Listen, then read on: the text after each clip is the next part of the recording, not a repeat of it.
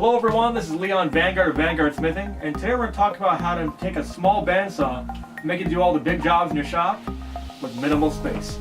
Let's get started.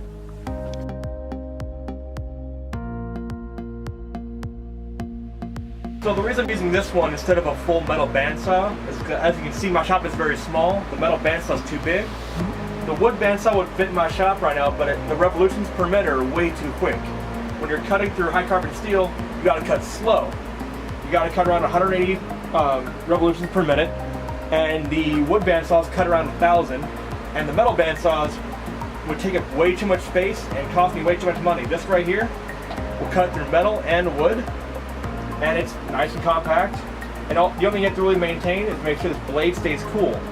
As you're cutting, you need to use some kind of cutting oil like WD-40, Windex, or actual cutting wax. The point is to keep these sidewalls from rubbing against the steel as you're cutting it. You got to keep this blade cool. If this blade heats up, it's no longer useful.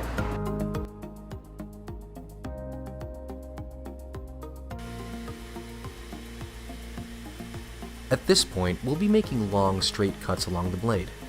This is to get access to the curved lines we drew along the handle. Don't worry about the small curves and indents, we'll focus on that later. Our goal right now is to get rid of the waste material and make sure that we keep the blade oiled and cool. We don't want to ruin the bandsaw.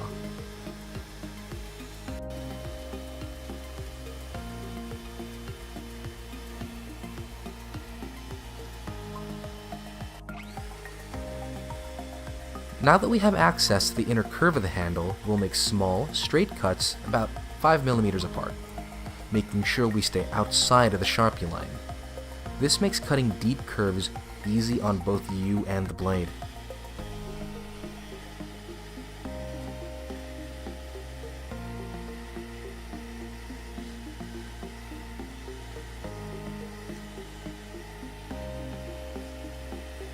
Now that we have these cuts ready, we can come in at a different angle and chip them all out. This leaves behind some jagged teeth that are easily sanded later.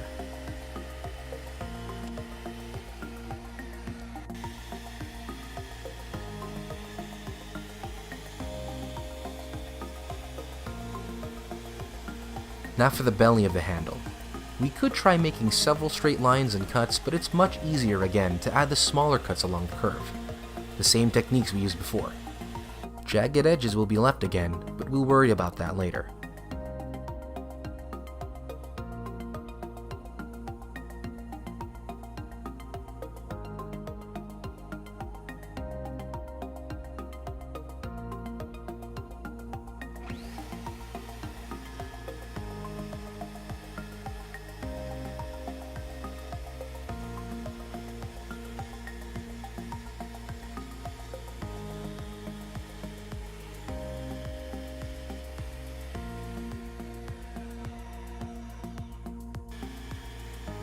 With the butt of the blade, again just make straight cuts on the outsides of the lines that we drew.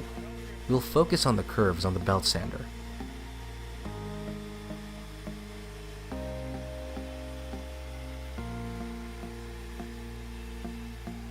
Lastly, we have the knife's tip, which again will repeat the process, making long straight cuts outside of the line.